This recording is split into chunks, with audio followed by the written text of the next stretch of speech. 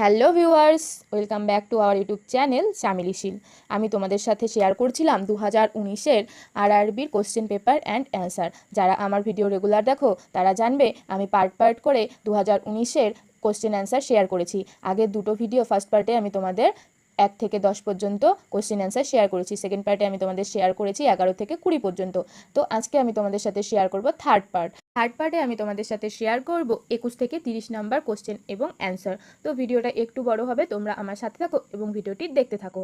তো আজকের আমার ফার্স্ট কোশ্চেন হচ্ছে, how many union territories have representation in Rajya Sabha? মানে হলো রাজ্যসভায় কতগুলো কেন্দ্রশাসিত অঞ্চলের প্রতিনিধিত্ব রয়েছে।